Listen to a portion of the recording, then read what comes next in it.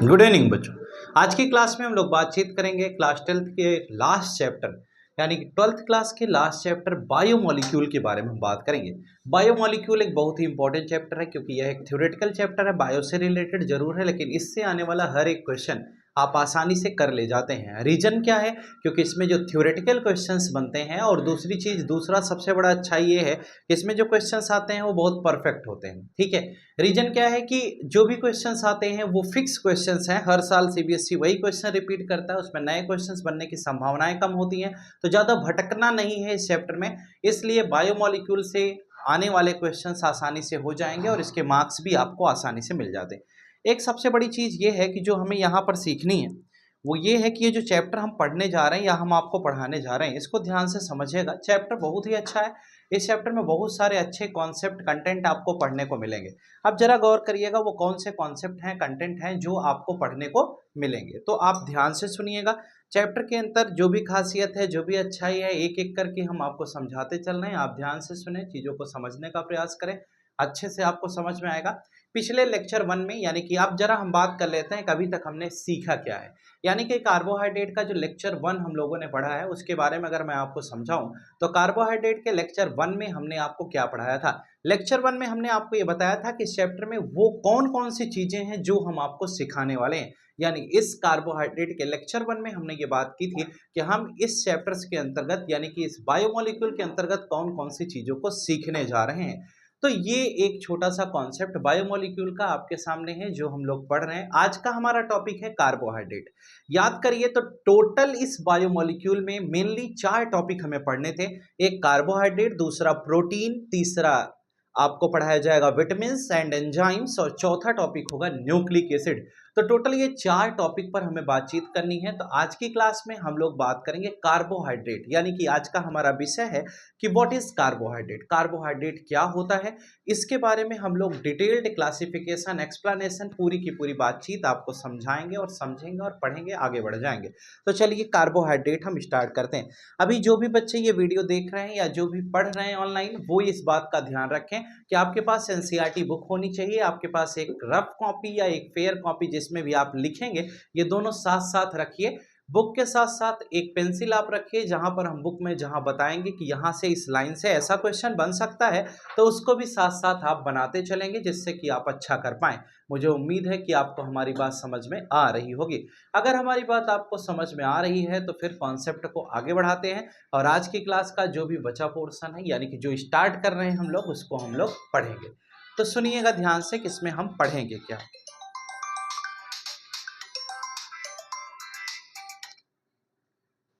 तो इस पूरे पोर्शन के अंतर्गत हम आपको क्या पढ़ाने वाले हैं, जरा इस पर गौर करिए।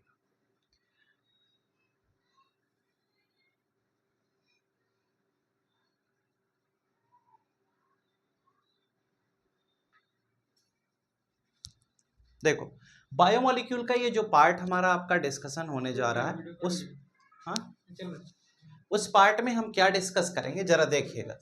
यानी कि इस कार्बोहाइड्रेट्स में हमें जो डिस्कस करना है कि पहली चीज व्हाट इज कार्बोहाइड्रेट, यानी कि समझना ध्यान से कार्बोहाइड्रेट होता क्या है। जैसे अभी तक हम लोग बहुत सारी चीजें सुनते चले आ रहे कि कार्बोहाइड्रेट होता क्या है, ये एक बड़ा ही छोटा सा सवाल है, इसी पर हम बात करते हैं। यानी कि क्वेश्चन है व्हाट इज कार्बोहाइड्रेट। तो कार्बोहाइड्रेट में हम पहले आपको समझा दें कि कार्बोहाइड्रेट किसे कहते हैं। आप ध्यान से सुनिएगा, फिर हम आपकी बुक में बताएंगे कहाँ कौन सी लाइन आपके लिए इंपॉर्टेंट है, फिर नोट कराएंगे, लिखाएंगे हम आपको। कार्बोहाइड्रेट में सबसे पहली बात ये ध्यान रखनी है कि कोई भी ऑप्टिकली एक्टिव कंपाउंड, यानी आप कहेंगे any polyhydroxy optically active compound, यानी कोई ऐसा कंपाउंड आपको लेना है जो ऑप्टिकली एक्टिव हो।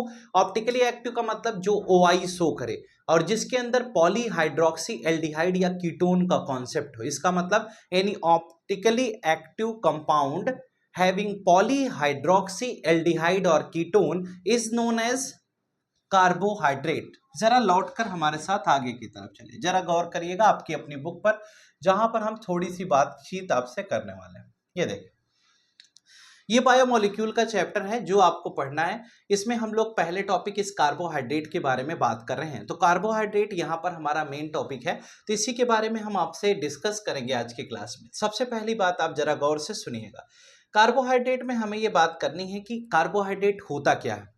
कहा गया कार्बोहाइड्रेट्स में be defined as optically active polyhydroxy aldehyde और ketone are the compounds which produce such units on hydrolysis. ध्यान से सुनना, यानी ऐसे कंपाउंड, कार्बोहाइड्रेट को हम डिफाइन कैसे कर रहे हैं, कहा गया ऐसे ऑप्टिकली एक्टिव कंपाउंड, यानी कोई भी ऐसा कंपाउंड हमें लेना है जो ऑप्टिकली एक्टिव हो। ऑप्टिकली एक्टिव होने का मतलब जिसमें कायरल कार्बन हो, जो सुपर इंपोज या नॉन सुपर इंपोज की कंडीशन में आएगा, यानी ऑप्टिकली एक्टिव का मतलब नॉन सुपर इंपोजेबल मिरर इमेजेस जिसकी हो, यानी कि अगर कोई कंपाउंड है उसकी मिरर इमेज आप बनाते हैं और मिरर इमेज उसकी अगर सुपर इंपोज नहीं हो रही है तो उसी को हम क्या कहते हैं, ऑप्टिकली एक्टिव कहते हैं। यानी अगर उसकी मिरर इमेज उस कंपाउंड से सुपर इंपोजेबल नहीं है तो उसी को हम क्या कहते हैं, नॉन सुपर इंपोजेबल मिरर इमेजेस, तो उसको हम ऑप्टिकली एक्टिव कहते हैं।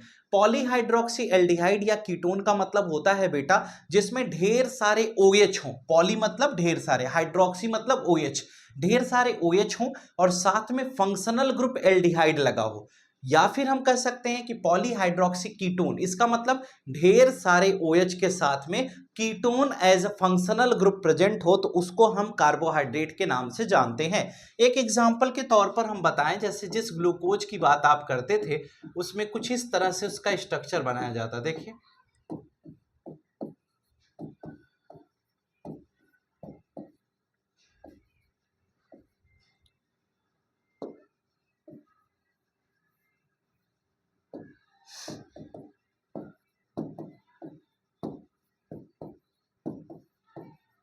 ये जैसे आपने बनाया तो ये ग्लूकोज का स्ट्रक्चर है। अगर हम कहें कि यह जो कंपाउंड आपके सामने दिखाई दे रहा है यह पॉलीहाइड्रोक्सी एल्डिहाइड है, कैसे बेटा, ये देखो OH, यहाँ पर OH, यहाँ पर OH, यहाँ पर OH, यहाँ पर OH, तो OH ढेर सारे बार प्रेजेंट है ना, तो इसका मतलब ये पॉलीहाइड्रोक्सी हो गया। यहाँ फंक्शनल ग्रुप क्या है, एल्डिहाइड, तो ये पॉलीहाइड्रोक्सी एल्डिहाइड हो गया। दूसरी बात कि अगर हम इसकी मिरर इमेज बनाएंगे तो वह क्या होगा, वह नॉन सुपर इंपोजेबल मिरर इमेज बनेगी, इसका मतलब यह ऑप्टिकली एक्टिव है। तो इस कंपाउंड को हम क्या कहते हैं, इसको हम कार्बोहाइड्रेट कहते हैं। ये कार्बोहाइड्रेट की सबसे अच्छी डेफिनेशन ये है कि कोई भी ऑप्टिकली एक्टिव पॉलीहाइड्रोक्सी एल्डिहाइड या कीटोन अगर आपको दे दिया जाए तो उसे हम क्या कहते हैं, कार्बोहाइड्रेट कहते हैं। ये कार्बोहाइड्रेट की डिफाइन हो गई, यानी कि हम इसको डिफाइन कैसे करते हैं ये बात हमारे समझ में आ जानी चाहिए।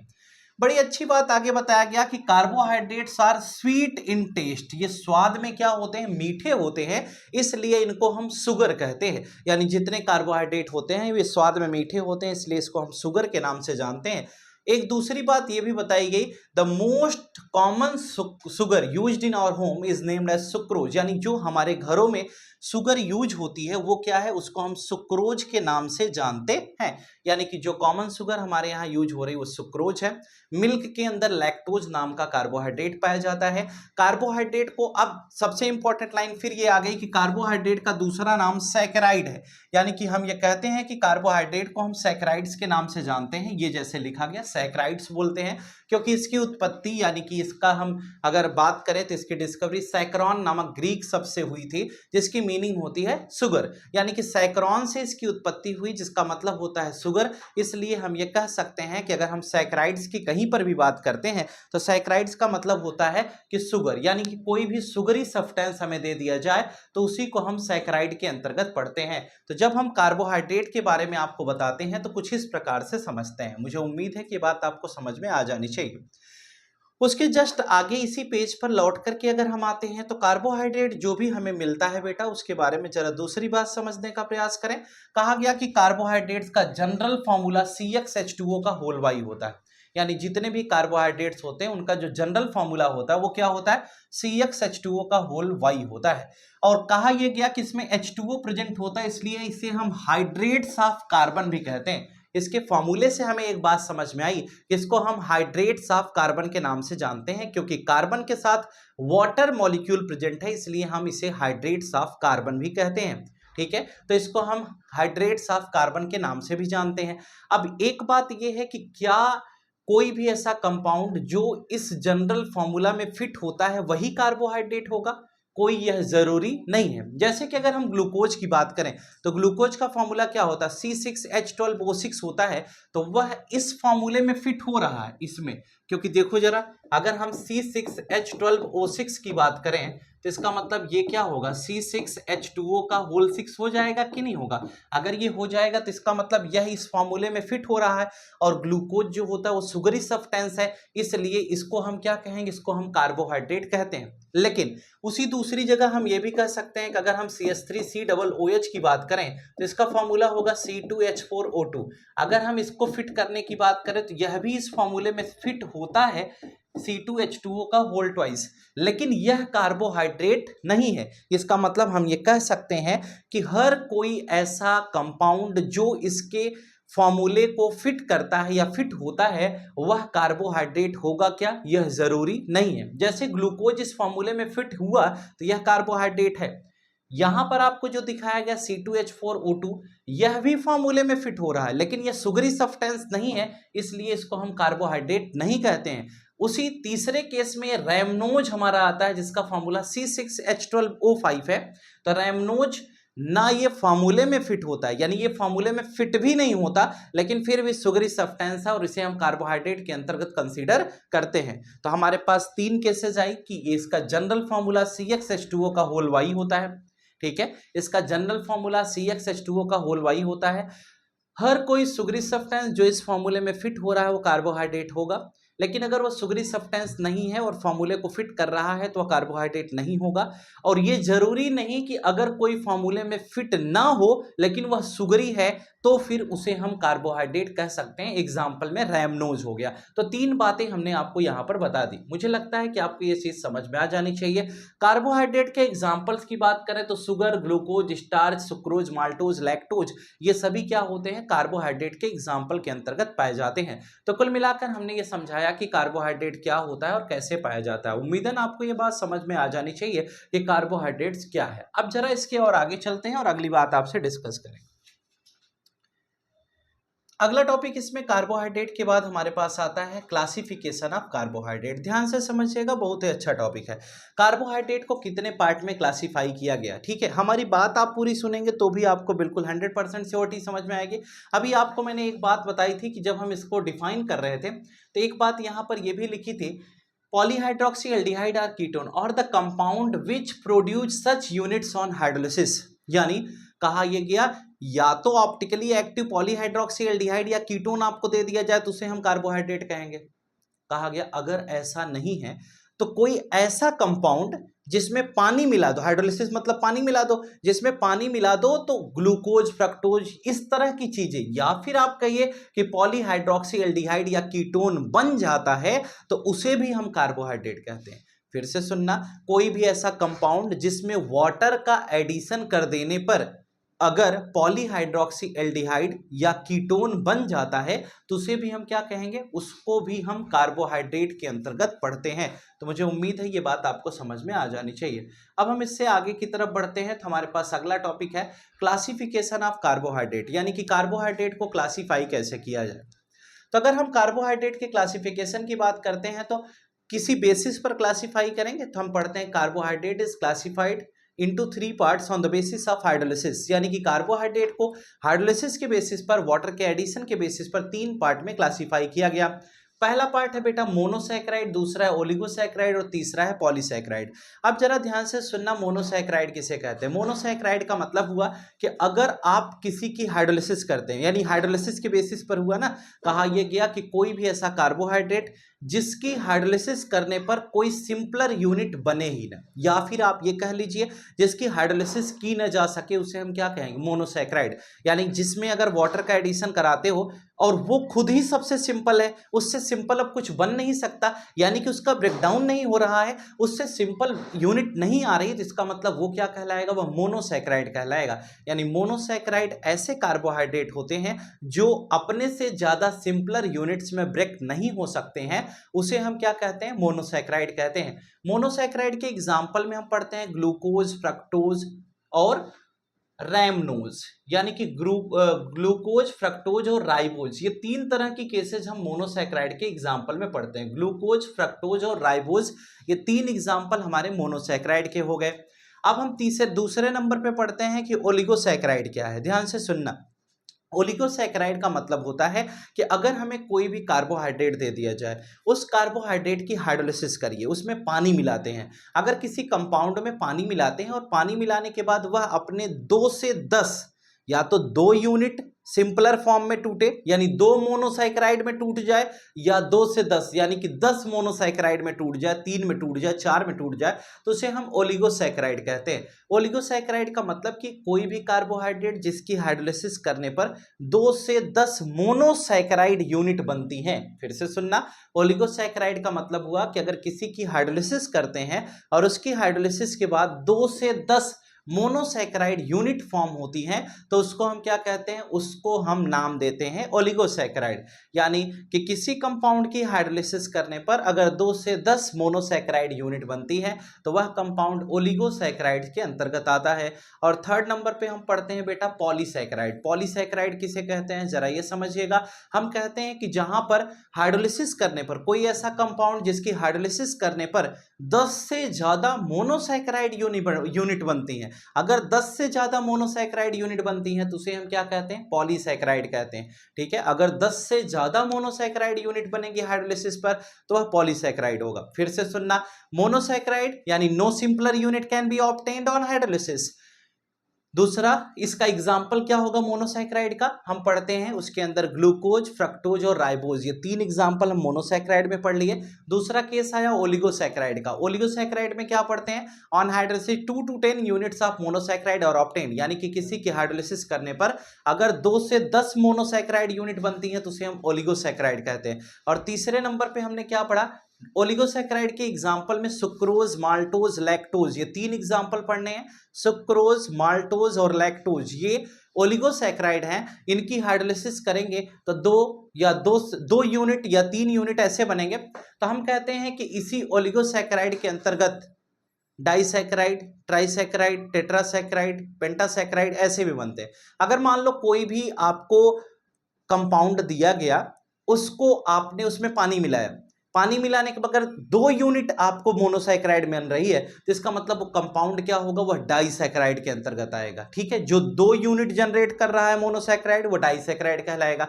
अगर किसी कंपाउंड में पानी मिलाया तो 3 यूनिट मोनोसैकेराइड की बनी तो वह कंपाउंड ट्राइसैकेराइड हो जाएगा। अगर किसी आपको कंपाउंड में 4 यूनिट मोनोसैकेराइड मिल रही है तो फिर वह टेट्रा की कंडीशन बन जाएगी। तो इस तरह से इसको 10 तक हम पढ़ सकते हैं। अगर 10 से ज्यादा यूनिट है तो उसे हम पॉलीसैकेराइड कहेंगे। एग्जाम्पल में हमारे सिलेबस में ओलिगोसैकेराइड के अंतर्गत डाइसैकेराइड का पार्ट है।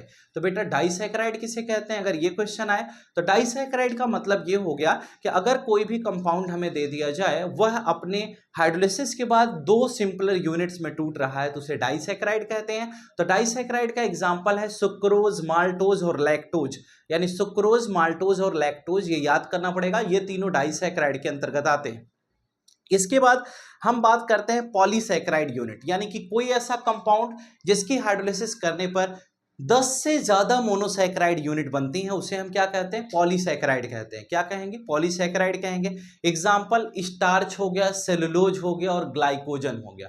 क्या पढ़ेंगे, स्टार्च, सेलुलोज और ग्लाइकोजन, ये तीनों किसके अंतर्गत आते हैं, ये तीनों हमारे आएंगे पॉलीसैकेराइड के अंतर्गत। स्टार्च, सेलुलोज और ग्लाइकोजन ये तीनों पॉलीसैकेराइड के अंतर्गत आते हैं।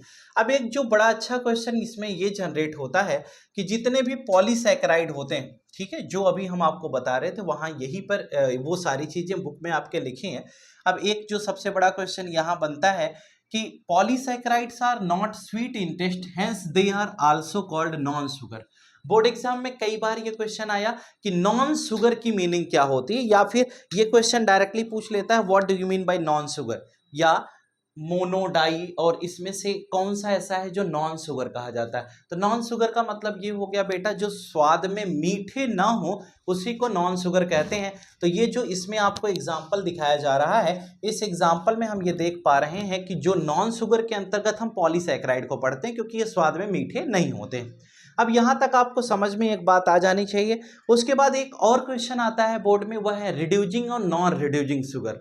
तो रिड्यूसिंग शुगर किसे कहते हैं और नॉन रिड्यूसिंग शुगर कहते हैं। तो हम कहते हैं all those carbohydrate which reduce Fehling solution and Tollens reagent are known as reducing sugar. Fehling solution और टॉलेंस रिएजेंट का एल्डिहाइड कीटोन के अंतर्गत आपने पढ़ा होगा।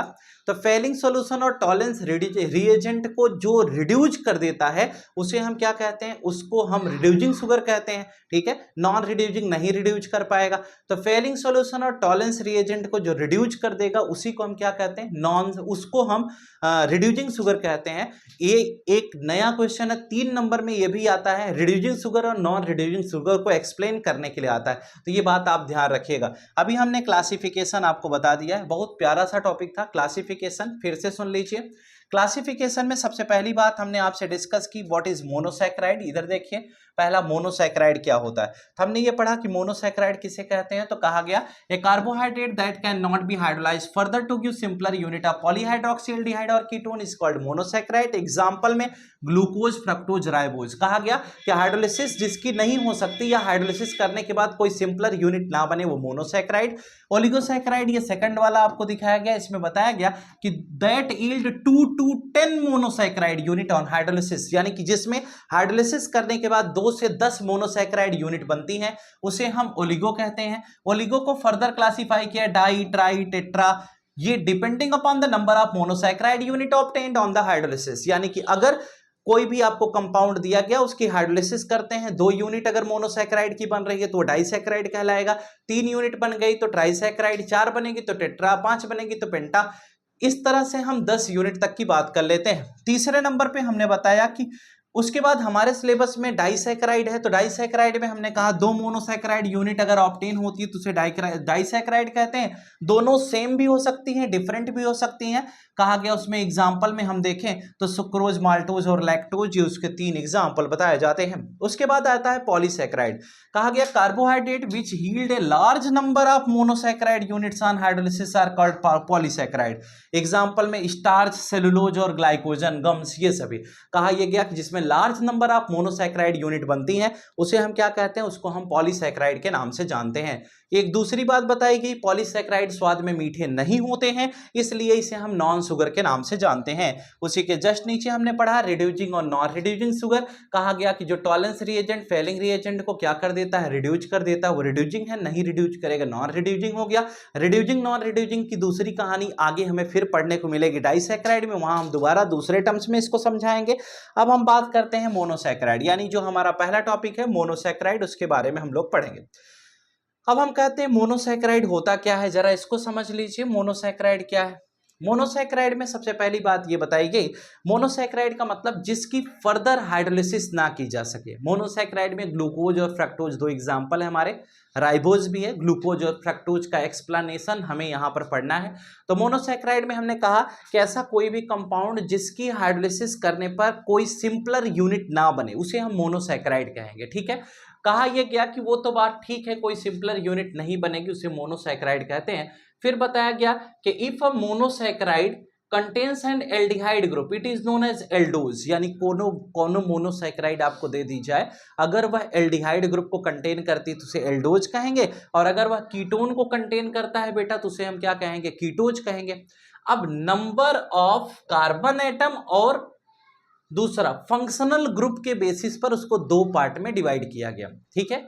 नंबर ऑफ कार्बन कितने हैं और फंक्शनल ग्रुप के बेसिस पर उसकी आईपीएसी जैसी नेमिंग की गई। जरा ये देखो, कहा गया एल्डोज के अंतर्गत अगर पढ़ें तो 3 कार्बन है तो उसे हम क्या कहेंगे, ट्राइओज, 4 है तो टेट्रोज, 5 है तो पेंटोज, 6 है तो हेक्सोज, हेप्टोज, ये बन गया।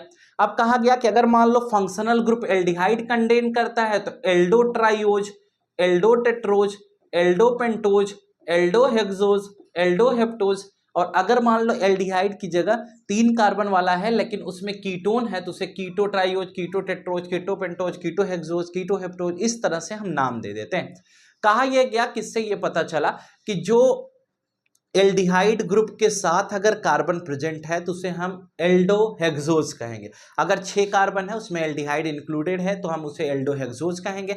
6 कार्बन में अगर कीटोन इंक्लूडेड है तो उसे हम कीटोहेक्सोज कहेंगे।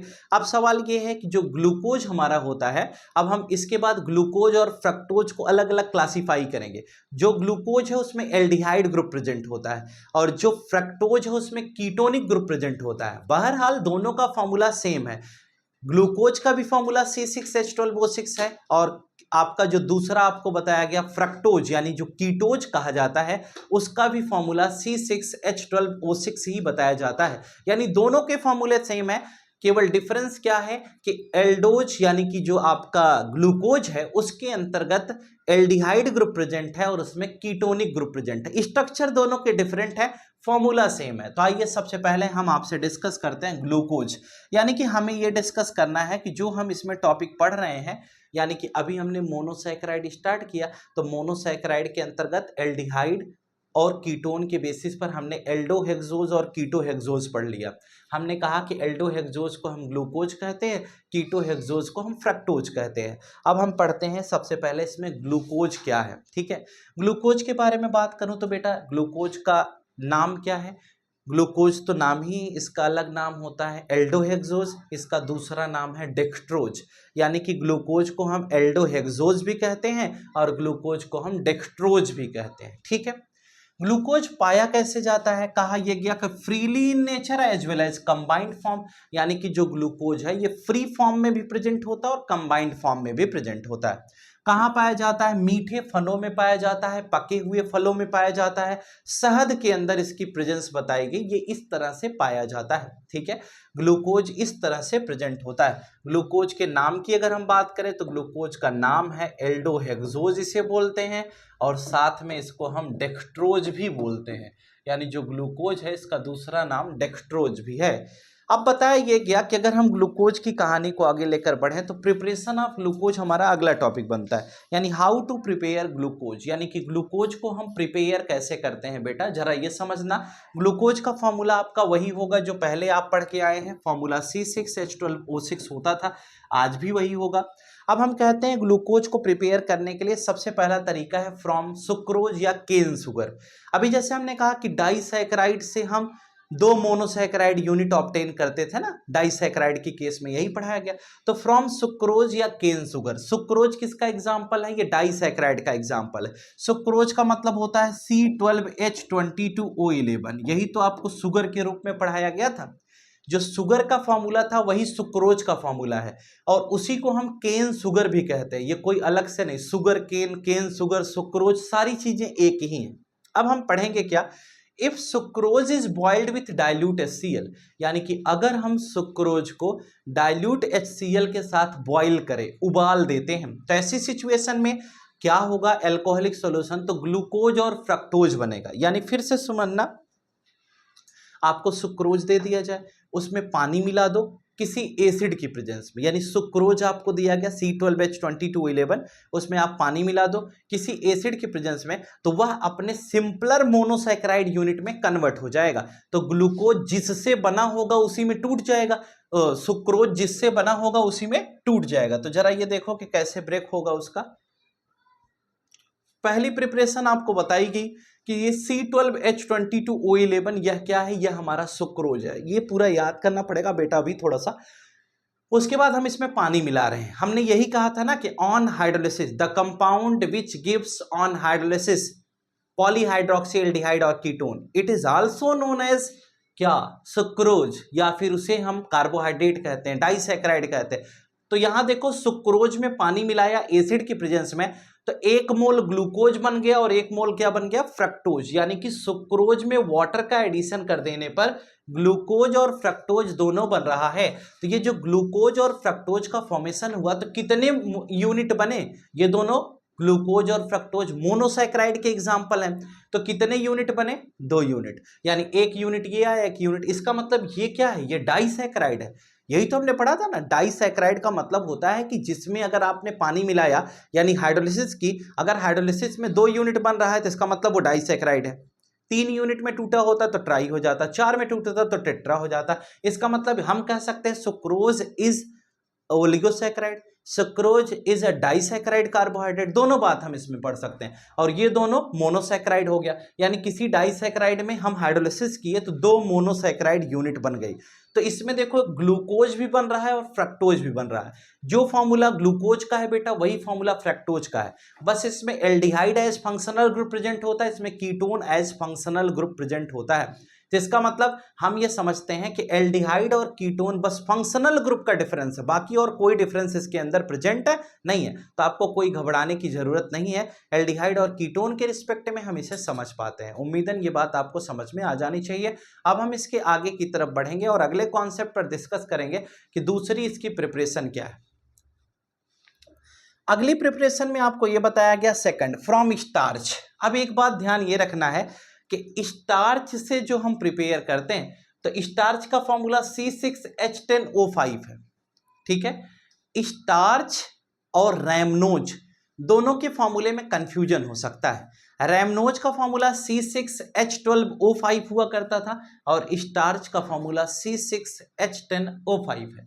तो हमने कहा स्टार्च हमें दिया गया, इसके कितने, ये मॉलिक्यूलर फॉर्म में हमें दिया गया एन अगर ऐसे ब्रैकेट में नीचे एन लगा है, सब्सक्रिप्ट में लगा है, तो इसका मतलब मॉलिक्यूल है ना। अगर आपके आगे लगा होता तो इसमें नंबर ऑफ मोल की बात करते, यानी कि हम स्टार्च मॉलिक्यूल को जब कंसीडर करते हैं और उसमें एन मोल वाटर डालना है, यानी कि एक्सेस में हम पानी मिलाएंगे एसिड की प्रेजेंस में, तो एन मोल ग्लूकोज बन जाता है। यानी कि हम स्टार्च में पानी मिला करके क्या बना लेते हैं, ग्लूकोज बना लेते हैं। तो ग्लूकोज बनाने की दो विधि आपको बताई गई, ठीक है। स्टार्च में वाटर का एडिशन करके भी हम ग्लूकोज का फॉर्मेशन कर लेते हैं। तो यानी कि हमारे पास कुछ इस तरह से चीजें समझ में आ गई, तो यहां तक कोई डाउट आपको नहीं होना चाहिए। अब हम कहते हैं स्ट्रक्चर ऑफ ग्लूकोज की बात पढ़ेंगे, तो हम पढ़ते हैं इसको हम डेक्स्ट्रोज के नाम से जानते हैं, ठीक है। ग्लूकोज को डेक्स्ट्रोज कहते हैं, एल्डोहेक्सोज कहते हैं।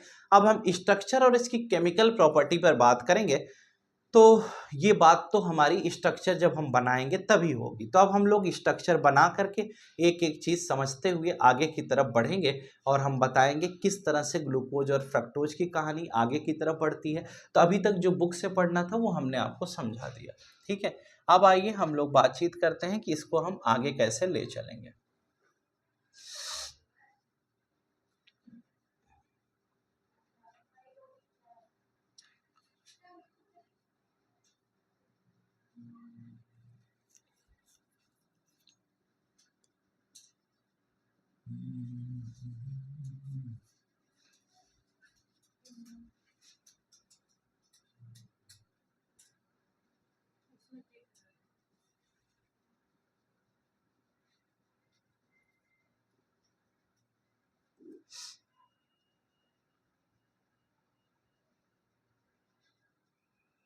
चलिए अब हम लोग क्या स्टार्ट करेंगे,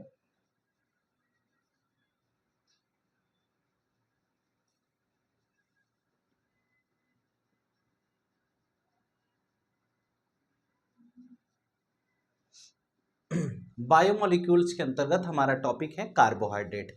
तो जो कार्बोहाइड्रेट हम पढ़ रहे हैं उसी के बारे में हमने जो भी बात आपको बताई वो एक छोटे से अंतराल में समझ लेते हैं। ये कार्बोहाइड्रेट हमने पढ़ा, हमने कहा कि कार्बोहाइड्रेट के अंतर्गत जो बातें हमें पढ़ाई गई वो ये थी कि इसमें हमें क्या कंसीडर करना है, पॉलीहाइड्रोक्सी एल्डिहाइड हम ले सकते हैं या फिर कीटोन ले सकते हैं।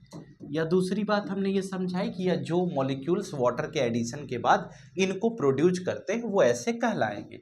दूसरी बात हमने कहा कि CxH2O का होल Y ये शो करते हैं। और उसके बाद हमने ये भी बताया कि इसे हम सैकेराइड्स के नाम से जानते हैं और सैकेराइड्स को हम शुगर कहते हैं। फिर हमने ये भी बताया कि इसकी उत्पत्ति सैकेरॉन नामक शब्द से हुई, ये भी हमने बता दिया। और उसके बाद हमने इसके अंतर्गत glucose, fructose, maltose, lactose, sucrose, starch, cellulose, amylose, amylopectin जैसे तमाम एग्जाम्पल कार्बोहाइड्रेट के बता दिए। ये हमारा पहला पार्ट था, ये हमारा क्लियर हो गया। अब हम दूसरे पार्ट पर आते हैं। तो दूसरे पार्ट में क्या डिस्कस किया आपसे जरा गौर करिएगा। दूसरे पार्ट में हमने क्लासिफिकेशन की बात की। तो क्लासिफिकेशन में बेटा हमने आपको बताया कि जो कार्बोहाइड्रेट होता है, इस कार्बोहाइड्रेट में तीन बातें हमने इसको क्लासिफाई करके समझाई। क्लासिफिकेशन में हमने ये समझाया कि ये मोनोसैकेराइड होता है, मोनोसैकेराइड। फिर हमने पढ़ा कि ये दूसरे नंबर पे हमारा ओलिगोसैकेराइड है ना, दूसरे नंबर पे ओलिगोसैकेराइड,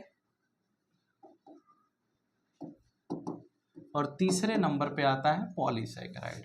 तो मोनोसैकेराइड, ओलिगोसैकेराइड और पॉलीसैकेराइड, ये तीन तरह के सैकेराइड्स हो गए।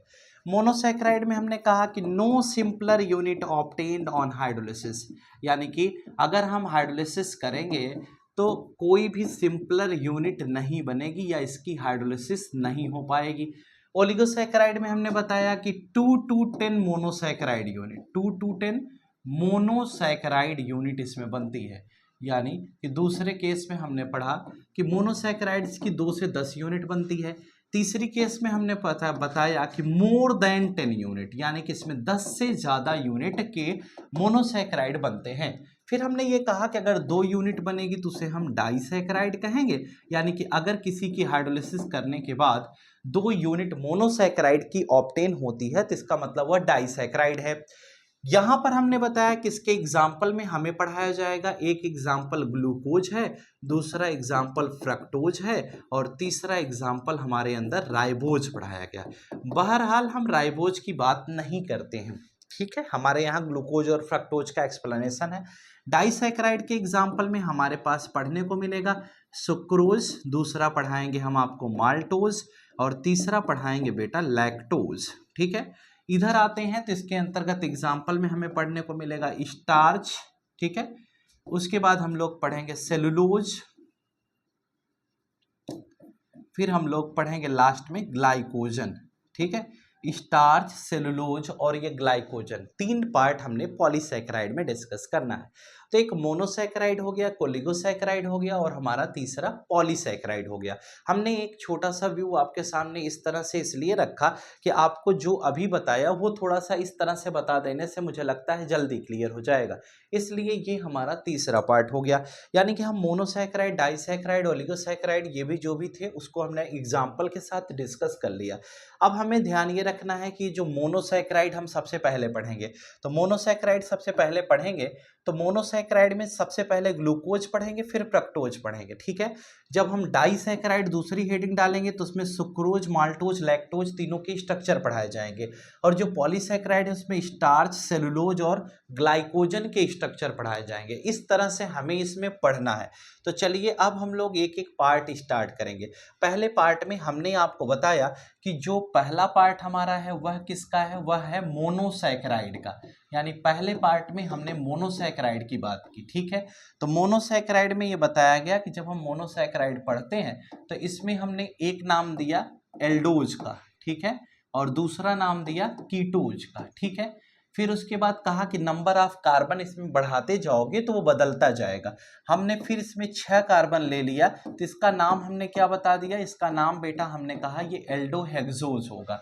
फिर हमने इसमें 6 कार्बन ले लिया तो इसका नाम हमने कहा यह एल्डोकीटोज होगा, सॉरी इसमें हमने क्या किया, इसमें हमने 6 कार्बन ले लिया तो इसका नाम हमने कीटोहेक्सोज कह दिया, ठीक है। जैसे वो एल्डोहेक्सोज था वैसे कीटोहेक्सोज। हेक्स क्या है, ये 6 कार्बन को रिप्रेजेंट करता है। हमने कहा कि ये जो एल्डोहेक्सोज है इसी का दूसरा नाम ग्लूकोज होता है और जो कीटोहेक्सोज है इसको हम फ्रक्टोज कहते हैं। यानी कि ग्लूकोज और फ्रक्टोज ये 2 पार्ट में हमने इसको डिवाइड कर दिया। तो ग्लूकोज का भी फॉर्मूला C6H12O6 होता है और जो फ्रक्टोज है इसका भी फॉर्मूला C6H12O6 होता है। यानी ग्लूकोज और फ्रक्टोज दोनों के फॉर्मूले आपको C6H12O6 बता दिए गए। इसके अंदर CHO ग्रुप प्रेजेंट होता है और इसके अंदर CO ग्रुप प्रेजेंट होता है। यानी कि दोनों में डिफरेंस ये ग्रुप का कुछ इस प्रकार से है, ये एल्डिहाइड ग्रुप को कंटेन करता है और ये कार्बोनिल ग्रुप को कंटेन करता है। तो एल्डिहाइडिक ग्रुप को कंटेन करता है एल्डोज, कार्बोनिल ग्रुप को कंटेन करता है कीटोज, ठीक है। यहीं से हमारी अब उत्पत्ति हुई। तो हमने पहली बात अब हम ग्लूकोज पर करेंगे, यानी हमारा टॉपिक है ग्लूकोज जो हमें यहाँ पर पढ़ना है। तो हम अब हेडिंग डालेंगे क्या कि ग्लूकोज क्या होता है और उसको कैसे हम डिस्कस करेंगे। यानी हमारा टॉपिक इसके बाद स्टार्ट हुआ, वो टॉपिक होगा ग्लूकोज। ग्लूकोज एक मोनोसैकेराइड यूनिट है, इसका फॉर्मूला C6H12O6 होता है, ठीक है। ग्लूकोज का नाम जो है वो बड़े नाम है इनके, इनका नाम पहला है एल्डोहेक्सोज, इसी का दूसरा नाम हम डेक्स्ट्रोज भी कहते हैं, ठीक है। अब हम डेक्स्ट्रोज के बाद फिर हमने ग्लूकोज के अंतर्गत इंट्रोडक्शन में और बात अगर हम करें तो ये स्वीट फ्रूट्स में पाए जाते हैं, यानी मीठे फलों में पाए जाते हैं, और साथ साथ इसमें हनी, शहद के अंदर पाए जाते हैं। पके हुए फलों में इसकी उत्पत्ति होती है। कहा गया कि अगर हम ग्लूकोज के प्रिपरेशन की बात करें, हाउ टू प्रिपेयर ग्लूकोज, तो पहला हमने कहा कि अगर हमें सुक्रोज दे दिया जाए, यानी C12H22O11 दे दिया जाए, इसमें वाटर मॉलिक्यूल का एसिड की प्रेजेंस में एडिशन कराते हैं, तो हम 1 मोल ग्लूकोज ऑब्टेन करते हैं और दूसरा मोल हमें क्या मिल जाता है, फ्रक्टोज मिल जाता है। यानी कि यहाँ से हमें ये पता चला कि हम 1 मोल ग्लूकोज बना रहे हैं और दूसरा मोल क्या बना रहे हैं बेटा, फ्रक्टोज, यानी ग्लूकोज और फ्रक्टोज दोनों बन जाता है। दूसरी कहानी में हम ये पढ़ते हैं कि अगर हमें C12H22O11, ये तो हमारा पहला हो गया, यानी कि हम सुक्रोज से कैसे बनाते हैं, और दूसरा है कि अगर हमें स्टार्च दे दिया जाए तो हम इसको पढ़ेंगे C6H10O5, है ना। इसके पहले हम C6H12O5 पढ़ते थे, तो वो होता था रैमनोज का फॉर्मूला, ये स्टार्च का फॉर्मूला है। हमने कहा इसका होल n लगाया, इसमें हम NH2O ऐड करेंगे। होल n लगाने का मतलब ये मॉलिक्यूलर फेज में है, वाटर मॉलिक्यूल का एडिशन H+ की प्रेजेंस में कराते हैं, ठीक है। इस केस में हम n टाइम्स क्या मिलता है, हमें C6H12O6 मिल जाता है, यानी कि यहाँ से हमें ग्लूकोज के n मोल्स मिलते हैं, यानी कि ढेर सारे ग्लूकोज के मॉलिक्यूल्स हमें ऑब्टेन मिल जाते हैं। ये हमारी कहानी हो गई। मुझे उम्मीद है कि ये बात आपको समझ में आ जानी चाहिए। तो जितनी बातें अभी तक बोर्ड पे लिखी हुई हैं, ये एकदम सिंपल सी कहानी है कि किस प्रकार से हम ग्लूकोज को ऑब्टेन करते हैं। अब बेटा इसके आगे की तरफ बढ़ेंगे और अगले कॉन्सेप्ट में हम क्या पढ़ेंगे उसको जरा गौर से समझिएगा।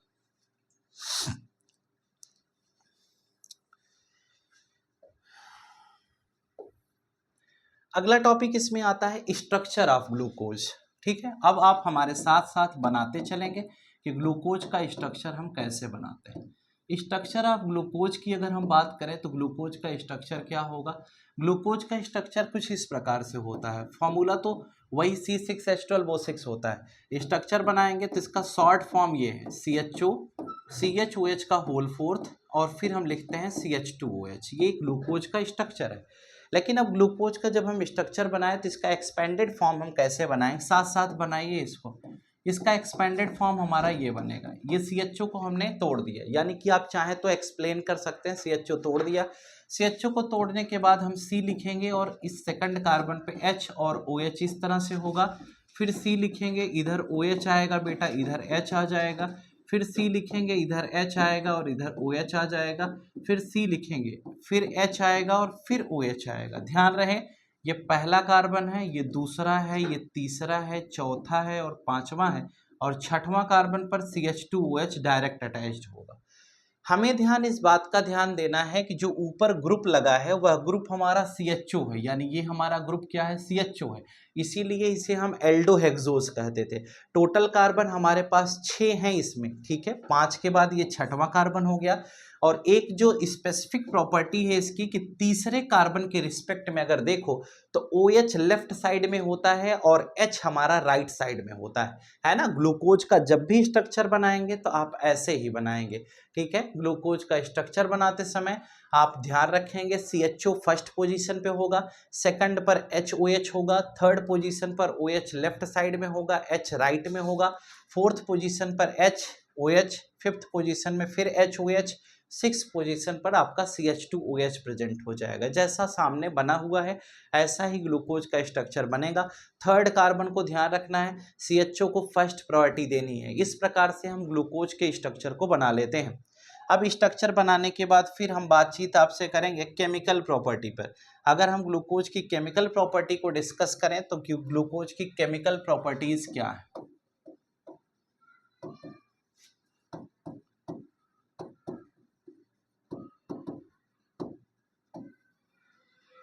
देखिए ग्लूकोज की अगर हम केमिकल प्रॉपर्टीज को एक्सप्लेन करने का प्रयास करेंगे तो पहला है कि ग्लूकोज का रिएक्शन अगर HI के साथ करा दिया जाए, जो आपकी बुक में है बस उतना ही पढ़ना है, हमें अलग से कुछ नहीं पढ़ना है। CHO CHOH का होल फोर्थ और ये CH2OH हो गया। अगर हम इसका ट्रीटमेंट हाइड्रोजन आयोडाइड के साथ करा देते हैं तो प्रोडक्ट में हमें नॉर्मल हेक्सेन मिलता है, ठीक है। ये एक ऐसा क्वेश्चन है जो कुछ समय पहले बोर्ड में आया हुआ है। तो नॉर्मल हेक्सेन में क्या लिखोगे, यानी कि यहाँ से हमें मिल जाता है CH3 CH2 CH2 CH2, ठीक है। CH2 कितनी बार होगा, 4 बार, और लास्ट में हमें CH3 मिल गया। तो ये जो प्रोडक्ट बना इसे हम नॉर्मल हेक्सेन कहते हैं। कहा यह गया कि ग्लूकोज को अगर हम हाइड्रोजन आयोडाइड के साथ ट्रीट कर दें HI के साथ, तो हमें प्रोडक्ट क्या मिलेगा, नॉर्मल हेक्सेन, जिसे हम N हेक्सेन के नाम से जानते हैं। CH3 CH2 CH2 CH2 CH2 CH3, इस प्रकार से हमारा प्रोडक्ट यहाँ पर बन जाता है। तो केमिकल प्रॉपर्टीज में पहली केमिकल प्रॉपर्टी हमारी क्लियर हो जानी चाहिए। दूसरी केमिकल प्रॉपर्टी ये है कि रिएक्शन विथ हाइड्रोक्सिल एमीन, और दूसरा है HCl, यानी कि आप बुक में देखेंगे NH2OH के साथ अगर ट्रीटमेंट करना है या फिर आपको इसका ट्रीटमेंट HCl के साथ करा दिया जाए तो क्या बनेगा। ठीक है, एक में ऑक्साइम बनता है, एक में साइनोहाइड्रीन। जरा देखिएगा कि अगर हम NH2OH के साथ इसका ट्रीटमेंट कराते हैं तो कैसे हम इस रिएक्शन को आगे बढ़ाएंगे। हमने ये कहा कि हमारे पास मान लो ये C डबल बॉन्ड O है और ये H है, CHO ऐसे लिख दिया। हमारे पास ये कुछ दिया गया CHOH का होल फोर्थ, ठीक है। इसके बाद हमने ये कहा बेटा ये CH2OH हो गया, ठीक है।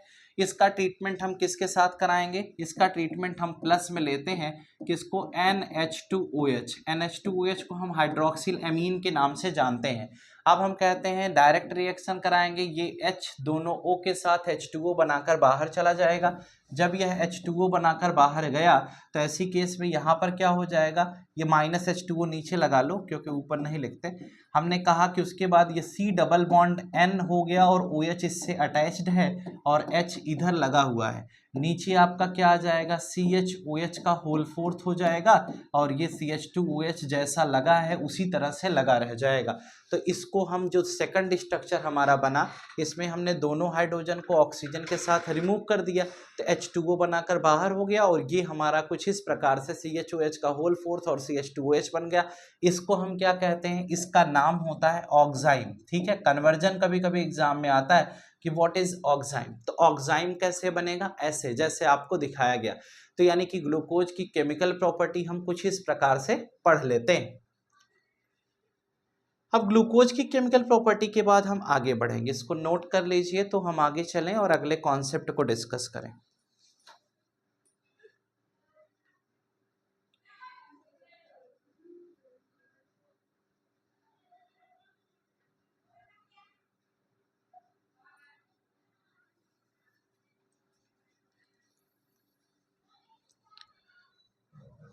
ठीक है, अब देखो ग्लूकोज की जैसे हमने इसका NH2OH के साथ ट्रीटमेंट कराया, इसी तरह से हम HCl के साथ इसका ट्रीटमेंट कराते हैं। देखिए उसी सेकंड प्रॉपर्टी के अंतर्गत हम ये पढ़ते हैं कि अगर C डबल बॉन्ड O है और ये H है, CHO है, और इसको हमने कहा कि CHOH का होल फोर्थ जैसे रहता है वैसे ही रहने दो, और हम इसको CH2OH लेते हैं, है ना।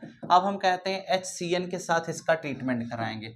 HCl का मतलब हो गया बेटा हाइड्रोजन साइनाइड। अब हमें प्रोडक्ट चाहिए, ये H प्लस Cl माइनस में टूट जाएगा, ये हमारा टूटेगा तो O माइनस होगा, यहाँ प्लस आएगा। ठीक है, अब जब इसको हम तोड़ करके अगर आपको दिखाएं तो ये O माइनस हो गया, यहाँ पर हमारा प्लस हो गया, ये हमारा H है ही, डबल बॉन्ड टूट गया। अब यहाँ से CHOH का होल फोर्थ बन गया और ये नीचे हमारा क्या आ गया बच्चे, CH2OH आ गया। हमारे पास ट्रीटमेंट के लिए H प्लस Cl माइनस मौजूद है, इसका अटैक यहाँ पर कराया, इसका यहाँ पर कराया, तो ओवरऑल जो हमें प्रोडक्ट मिलेगा वो C के साथ Cl बन गया, C के साथ OH बन गया, C के साथ H बन गया और C के साथ हमारा ये CHOH का होल फोर्थ लगा हुआ है और नीचे से क्या हो गया, CH2OH लगा हुआ है। इसका नाम क्या हो जाएगा, साइनोहाइड्रीन नाम हो जाएगा, इसका क्या हो जाएगा, साइनोहाइड्रीन।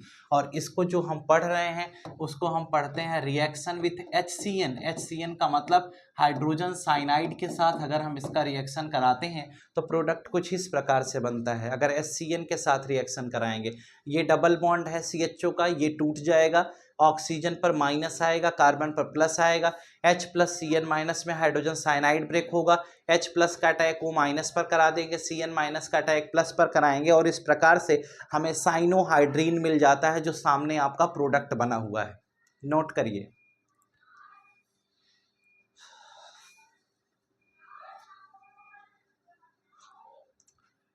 है ना।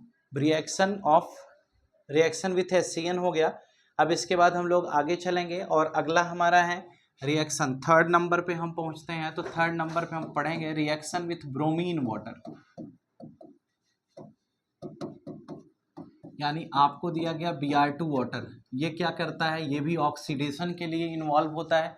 इसके साथ अगर हम रिएक्शन कराएंगे तो ज़रा देखिएगा, CHO ये आपको दिया गया, फिर हम कहते हैं CHOH का होल फोर्थ आपको मिलेगा। उसके अगले स्टेप में हम CH2OH के पास जाएंगे, ठीक है। हम कहते हैं इसका जब ट्रीटमेंट करेंगे तो एरो पर हमने लिखा Br2 वाटर, यानी कि ब्रोमीन की प्रेजेंस में अगर Br2 वाटर के प्रेजेंस में रिएक्शन करा रहे हैं तो ऐसी केस में अगर ये ऑक्सीडेशन करता है, ये ऑक्सीडेशन के लिए यूज हुआ है। आपको याद होगा तो पहले आप अल्कोहल दिया जाता था, उसका ऑक्सीडेशन करते थे तो एल्डिहाइड बनता था या कीटोन बनता था, और अगर एल्डिहाइड बनता था तो फिर एल्डिहाइड का ऑक्सीडेशन कर देते थे तो कार्बोक्सिलिक एसिड बनता था। अल्कोहल, फिनॉल, ईथर में ये चीज़ आपको पढ़ाया था।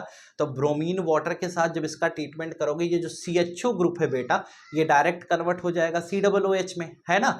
लेकिन ये जो CH2OH है इसका कन्वर्जन नहीं होगा, क्योंकि ये बहुत स्ट्रॉन्ग ऑक्सीडाइजिंग एजेंट नहीं है। अगर बहुत स्ट्रॉन्ग होता CHO COOH में कन्वर्ट होता, CH2OH भी COOH में डायरेक्ट कन्वर्ट हो जाता, लेकिन ऐसा यहाँ पॉसिबल नहीं था। तो हमने कहा कि जो CHO दिया गया था इसको हमने किस में कन्वर्ट कर लिया, COOH में, और ये CHOH का होल फोर्थ हो गया, और नीचे हम आया तो CH2OH बन गया, है ना। अब ये जब इस तरह से रिएक्शन हुआ तो ये ग्लूकोज से हमने क्या बना लिया, ग्लूकोनिक एसिड का फॉर्मेशन कर लिया। यानी कि यहाँ पर हम देख पा रहे हैं कि ग्लूकोज हमारा ग्लूकोनिक एसिड में कन्वर्ट हो गया। तो ग्लूकोज को ग्लूकोनिक एसिड में हम कुछ इस प्रकार से कन्वर्ट करते हैं ब्रोमीन वाटर के साथ ट्रीटमेंट करा करके। उम्मीदन ये बात आपको समझ में आ जानी चाहिए। चैप्टर में धैर्य बनाकर रखना पड़ेगा, अगर आप जल्दबाजी करेंगे तो समझ में नहीं आएगा। लेकिन हाँ ये है कि कंसंट्रेट होकर के आप चीज़ों को सुनते समझते चलेंगे तो आपको चैप्टर पूरा क्लियर हो जाएगा, इसमें कोई संशय का विषय नहीं है। अब हम लोग तीसरे के बाद चौथे नंबर पे चढ़ते हैं। चौथे नंबर पे चलेंगे तो पूछेंगे कि यहाँ पर क्या बनेगा। थर्ड के बाद फोर्थ पॉइंट पर देखिए, कहा गया कि रिएक्शन विथ एनहाइड्राइड। अगर हम एनहाइड्राइड के साथ रिएक्शन कराते हैं तो एनहाइड्राइड के साथ रिएक्शन कराने पर प्रोडक्ट क्या बनेगा, जरा देखिएगा। एनहाइड्राइड का मतलब, अब हम इसको पूरा ब्रेक करके आपको बताएंगे। C डबल बॉन्ड O है और ये H है, ऐसी केस में ये हमारा बन जाएगा H और OH। हम कहते हैं तीसरे कार्बन से हमारा ये OH और फिर H जुड़ता था, चौथे कार्बन से ये H जुड़ता था, ये OH होता था, पांचवें से फिर H और OH होता था, छठे कार्बन से बेटा CH2OH। इस प्रकार से ग्लूकोज का स्ट्रक्चर बनता था, है ना। हम कहते हैं कि अगर हम इसमें एनहाइड्राइड का ट्रीटमेंट कराएं, यानी कि CH3 C double bond O minus, sorry, ये इस तरह से हम मान लो ट्रीट करते हैं COCH3। अब हमारा ये बॉन्ड अगर टूटेगा तो यहाँ पर माइनस, यहाँ पर प्लस आएगा, आएगा कि नहीं आएगा। और इस ग्रुप का जब हम अटैक कराएंगे तो कहाँ पर अटैक करेगा, ध्यान से सुनना। यहाँ पर पोलैरिटी ज़्यादा है बॉन्ड में, तो जब पोलैरिटी यहाँ पर ज़्यादा है तो ऐसी सिचुएशन में यहाँ माइनस आएगा, यहाँ प्लस, यहाँ माइनस, यहाँ प्लस, यहाँ माइनस, यहाँ प्लस, यहाँ माइनस, यहाँ प्लस, यहाँ माइनस, यहाँ प्लस, यानी OH का बॉन्ड टूट जाएगा। जब OH का बॉन्ड टूटेगा तो जितना ये H प्लस यहाँ से रिलीज हो रहा है, ये सारा H प्लस कहाँ जाएगा, इस O माइनस से जाकर जुड़ जाएगा। और जितना ये CO ग्रुप है ये कहाँ आएगा, ये आपका इससे आकर जुड़ जाएगा। यानी कि ऑक्सीजन के साथ COCH3 अटैच हो जाएगा और ये इसके साथ जाकर जुड़ जाएगा। तो ओवरऑल अगर हम यहाँ से रिजल्ट ऑब्टेन करने की बात करेंगे तो ये C डबल बॉन्ड O और ये H हो गया, हुआ। दूसरे नंबर पे ये C आया, फिर O आएगा तो इससे COCH3 आकर इस तरह से जुड़ जाएगा और ये हमारा H ऐसे ही रहेगा। दूसरे रिस्पेक्ट में अगर देखेंगे तो ये O हो गया और C डबल बॉन्ड O हो गया और ये CH3 यहाँ जुड़ जाएगा, H ऐसे रहेगा। तीसरे रिस्पेक्ट में देखेंगे ये H हो गया, ये O है और COCH3 ऐसे आकर के जुड़ जाएगा, है ना। और पांचवें रिस्पेक्ट में देखेंगे फिर ये H है, ये O है और COCH3 ऐसे आकर के जुड़ जाएगा। अगले स्टेप में जाएंगे तो CH2O पढ़े थे तो O है और ये COCH3 ऐसे आकर के जुड़ जाएगा। कुल मिलाकर के ये पेंटा वाला केस बन गया। 5 OH के H को हमने हटाया और रिएक्शन के दौरान रिमूवल किसका होगा, 5 मोल एसिटिक एसिड बाहर निकल जाएगा। क्या बन जाएगा, 5 मोल हमारा एसिटिक एसिड इससे बाहर चला जाएगा और हम इसमें एसिटिक एनहाइड्राइड का ट्रीटमेंट किए हुए हैं। इसको हम शॉर्ट फॉर्म में कैसे लिख सकते हैं, CHO लिखते हैं और यहाँ पर ये पूरा ग्रुप लिख देते हैं, यानी कि CHO COCH3, CHO COCH3। इस ग्रुप का हम कितनी बार एडिशन करा रहे हैं, 4 बार। और नीचे लिखते CH2OCO-CH3, ऐसे हम इसे शॉर्ट फॉर्म में भी लिख सकते हैं। तो आपको यहाँ संशय नहीं होना चाहिए। हमने ये दिखाया कि किस प्रकार से यहाँ पर अटैक कराया गया है और कैसे प्रोडक्ट बनाया गया है। उम्मीदन आपको ये बात समझ में आ जानी चाहिए। तो कार्बोहाइड्रेट की ये कहानी क्लियर हो जानी चाहिए।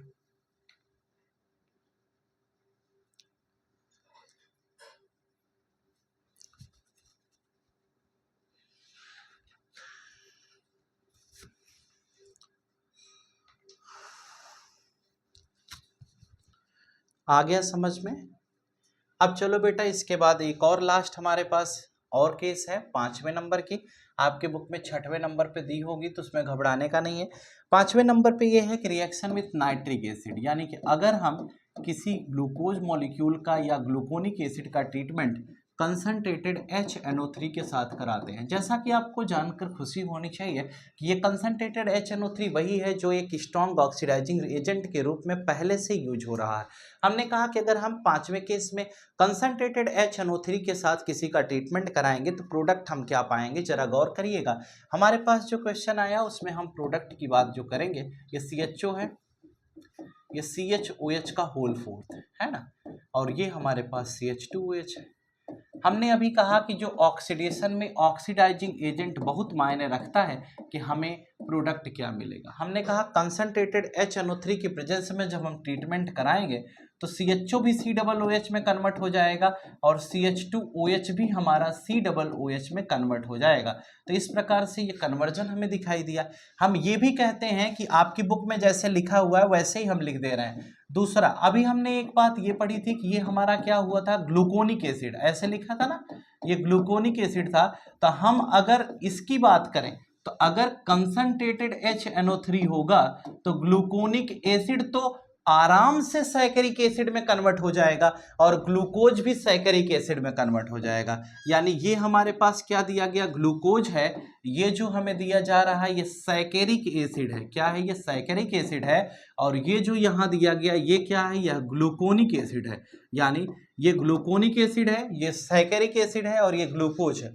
यानी कि कंसंट्रेटेड HNO3 के प्रेजेंस में ग्लूकोज सैकरिक एसिड में कन्वर्ट हो जाता है, जिसमें ऊपर नीचे 2 कार्बोक्सिलिक ग्रुप लगा है, जिसमें CHO COOH में तो हुआ है, CH2OH इस स्ट्रॉन्ग ऑक्सीडाइजिंग एजेंट के प्रेजेंस में डायरेक्ट COOH में कन्वर्ट हो जाता है, तो ये सैकरिक एसिड बन गया। और यहाँ पर भी COOH हमारा COOH ही रह गया और CH2OH COOH में कन्वर्ट हो गया। तो ग्लूकोनिक एसिड को भी हम सैकरिक एसिड में आसानी से कन्वर्ट कर लेते हैं। तो ये जो प्रोसेस आपको दिखाया गया यह कंसंट्रेटेड HNO3 की प्रेजेंस में हम रिएक्शन कराते हैं, तो इस प्रकार से इसे ऑब्टेन करते हैं। उम्मीदन आपको ये बात समझ में आ जानी चाहिए कि हम किस प्रकार से इसको पढ़ रहे हैं, कोई डाउट नहीं होना चाहिए।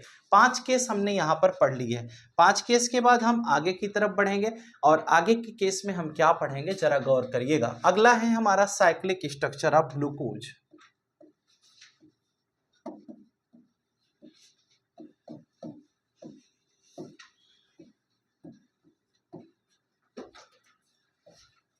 यानी हमारे पास जो ग्लूकोज दिया गया उसका हम साइक्लिक स्ट्रक्चर कैसे बनाते हैं जरा वो समझिएगा।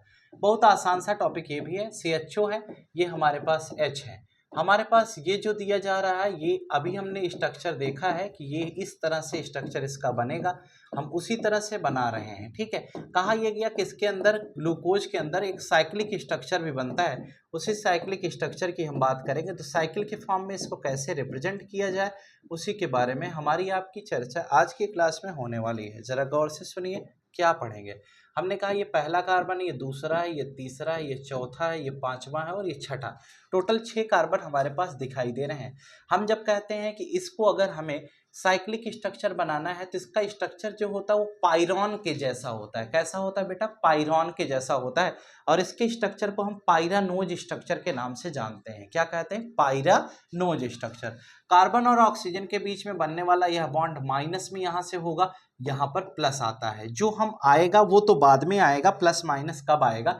हमने कहा कि इस प्रकार से हम इसकी ब्रेकिंग करते हैं। अगर हम इस प्रकार से इसकी ब्रेकिंग करते हैं, जैसे ये हमें दिया जाए तो यहाँ पर इस तरह से बनेगा। और जब ये ऐसा बनेगा तो अगला जो स्ट्रक्चर होगा उसके बारे में अगर हम आपको समझाएं तो ऑक्सीजन पे माइनस आ गया, यहाँ प्लस आ गया, यहाँ H है। दूसरी केस में हम पढ़ेंगे ये H है और ये OH हो गया। तीसरी केस में फिर हम जाएंगे तो ये हमारा OH हो गया और ये H हो गया। चौथी केस में जाएंगे तो ये हमारा H हो गया और ये OH हो गया। पांचवी केस में फिर जाएंगे तो ये हमारा H हो गया और ये OH हो गया। छठवीं केस में हमारे पास ये CH2 है। अगर ऐसी सिचुएशन हमारे पास आई तो अब हमें देखना है कि कार्बन पर पॉजिटिव है, ऑक्सीजन पर नेगेटिव है। कार्बन पर प्लस और ऑक्सीजन पर नेगेटिव आ गया यानी माइनस आ गया। अब इस केस को हम समझेंगे कैसे। समझना ये था कि जो पायरॉन का स्ट्रक्चर होता है वो कैसे बनता है। पायरॉन का स्ट्रक्चर जैसे बनता है उसी तरह का स्ट्रक्चर हमें यहाँ बनाना है। अब हमारे पास ये जो पहला, दूसरा, तीसरा, चौथा और ये पांचवा और ये छठा कार्बन आ रहा है, तो जो पांचवा कार्बन होता है इसको अगर हम ब्रेक करेंगे इसके बीच के बॉन्ड को, तो यहाँ पर माइनस आ जाता है और यहाँ पर प्लस आ जाता है। क्या आएगा? माइनस और प्लस। अगले स्टेप पे हमने ये बताया कि जब हमें साइक्लिक बनाना है तो इन दोनों को कनेक्ट करना पड़ेगा, जोड़ना पड़ेगा। हम कहते हैं इस OH माइनस को हम इस प्लस से ले जा करके कनेक्ट कर देते हैं। किसको? इस OH माइनस को हम उठा कर ले जाएंगे ऊपर और प्लस से कनेक्ट कर देंगे। और ये जो O माइनस हमें दिया गया है, इस बेटा O माइनस को हम कहाँ ले आएंगे? इस प्लस से कनेक्ट कर देंगे। ठीक है। अब इसी स्ट्रक्चर को फर्दर बनाते हुए हम क्या बना रहे हैं जरा देखिएगा। इसको थोड़ा ऊपर बढ़ा लेते हैं।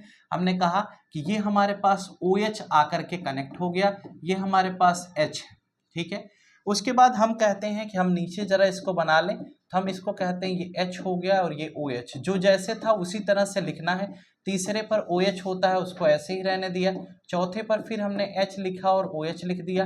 पांचवें कार्बन पर C लिखा और इधर कुछ नहीं लगाया, इधर H ही है और इधर हमारा CH2OH था और है और रहेगा। ठीक है। अब ध्यान ये देना है कि हमने कहा O माइनस से हम इसको लिंक करेंगे, जोड़ देंगे, कनेक्ट कर देंगे। तो जब हम ऐसा करते हैं तो ये हमारा कहाँ से कनेक्ट हो जाएगा? ये ऑक्सीजन के थ्रू ये हमारा बॉन्ड यहाँ से यहाँ जुड़ गया। ठीक है। ये एक केस बन गई। ठीक है। अब हमने कहा कि इसको जब हम समझेंगे तो ये हमारे पास एक कंडीशन बनी कि ऑक्सीजन से हमने इसको किस प्रकार कनेक्ट किया। ये 1 है, ये 2 है, ये 3 है, ये 4 है और ये 5 है और ये 6 है।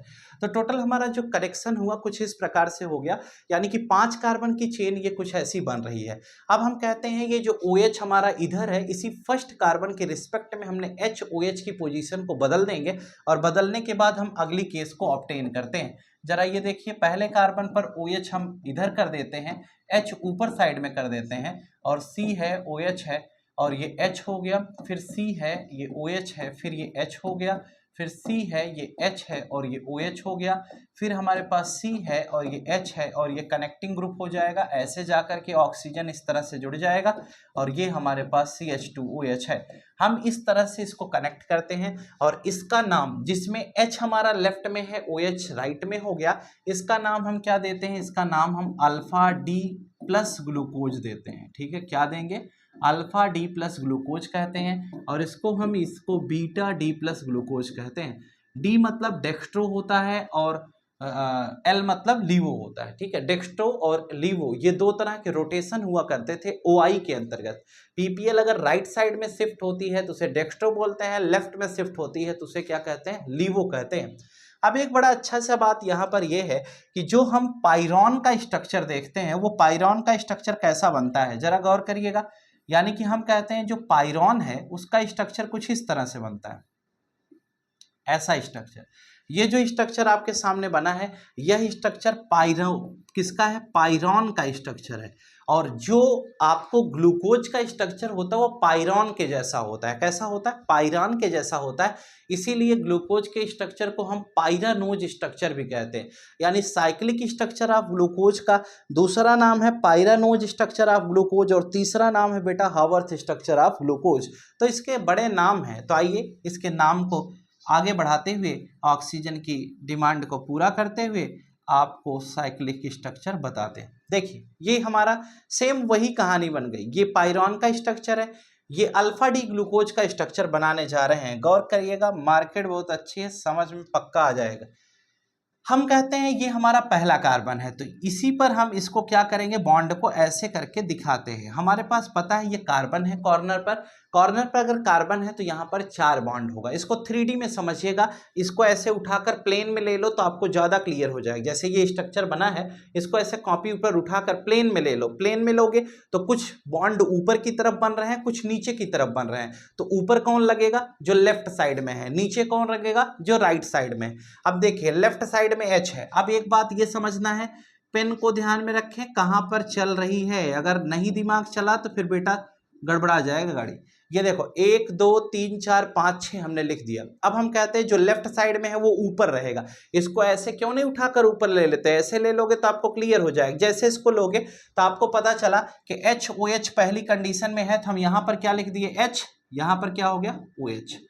दूसरी जगह पर HOH है, कहें हाँ, कहें ये H हो गया और ये क्या हो गया OH। तीसरी जगह पर OH इधर है, H उधर है, तो ये क्या हो गया OH, ये क्या हो गया H। चौथे पर देखो H OH, तो ये H हो गया और ये OH। लास्ट स्टेप का केवल ध्यान में रखना है कि पांचवा जो कार्बन है उसमें जो CH2OH है वो हमेशा ऊपर रहेगा, H नीचे रहेगा। तो हम यहाँ पर क्या बना देंगे, ये CH2OH ऊपर हो गया और ये H हमारा क्या हो जाएगा, नीचे हो जाएगा। तो ये जो स्ट्रक्चर बना यह हमारा किसका नाम हो जाएगा, इसे हम पाइरानोज स्ट्रक्चर कहेंगे। अल्फा डी प्लस पायरोग्लूकानोज स्ट्रक्चर, ठीक है, या फिर आप पाइरानोज सीधा याद रख लीजिए। ये ग्लूकोज का पाइरानोज स्ट्रक्चर हो गया और ये अल्फा डी प्लस ग्लूकोज कहा जाएगा। और अगर बीटा की बात करेंगे तो ये जो पहला कार्बन है इसी के रिस्पेक्ट में इसको घुमा दो, OH ऊपर हो जाएगा, H क्या हो जाएगा, नीचे हो जाएगा।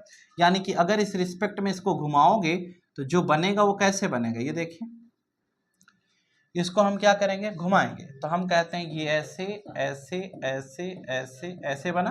अब क्या करोगे, OH इधर है तो OH ऊपर हो जाएगा। पहले कार्बन के रिस्पेक्ट में HOH को घुमा देना 180 डिग्री से। तो यहाँ पर क्या हो गया, ये OH हो गया और नीचे क्या हो गया H, फिर क्या होगा H, फिर क्या होगा OH, फिर बाकी सारी चीजें सेम रहेंगी, केवल एक आपको घुमाना है और वो पहला कार्बन, पहले कार्बन के बॉन्ड को आगे पीछे कर देना। जैसे नीचे है तो उसको हम ऊपर कर देंगे। इस प्रकार से हम क्या करते हैं, इसको समझ लेते हैं। तो जब कभी भी कोई भी क्वेश्चन ऐसा आएगा तो उसको समझना हमारे लिए आसान हो जाता है और इसी तरह से हम इसको लिखते हैं। क्लियर हो गया। एक अल्फा डी ग्लूकोज है और दूसरा बीटा डी ग्लूकोज है, ठीक है। बना लीजिए, इसका स्ट्रक्चर है पायरॉन के जैसा स्ट्रक्चर है। अब इसमें एंगल जहां पर आएगा आपको बॉन्ड लगाना पड़ेगा, तो बॉन्ड आप अल्टरनेट पोजीशन पर लगाएंगे, एक छोड़ करके, फिर आप एक इधर से छोड़ देंगे, ये बन जाए।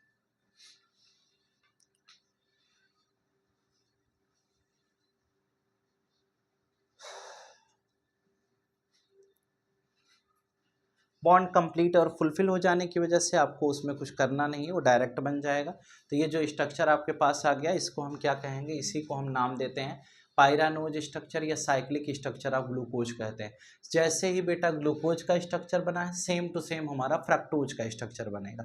तो ये आपका पायरानोज स्ट्रक्चर है, किसका, ग्लूकोज का है। फिर फ्रक्टोज का इसी तरह बना लेंगे और उसके बाद ये लेक्चर कंप्लीट हो जाएगा। फिर हम लोग सुक्रोज और माल्टोज, लैक्टोज, एमाइलोज, एमाइलोपेक्टिन और सेलुलोज, इंपॉर्टेंस ऑफ कार्बोहाइड्रेट एक अदर लेक्चर में पढ़ेंगे, ठीक है।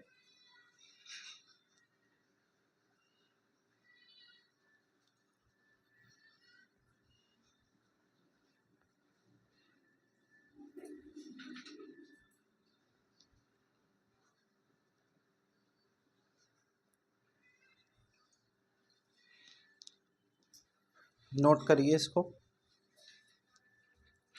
अब देखिए, जैसे साइक्लिक स्ट्रक्चर ऑफ ग्लूकोज आपको पढ़ाया गया, सेम टू सेम ऐसे ही आपको साइक्लिक स्ट्रक्चर ऑफ फ्रक्टोज भी पढ़ाया जाएगा।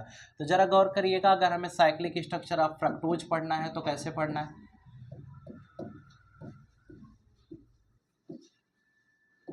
अच्छा, फ्रक्टोज में कोई और अदर नई चीज नहीं है, आपको घबराने की कोई बहुत बड़ी बात नहीं है।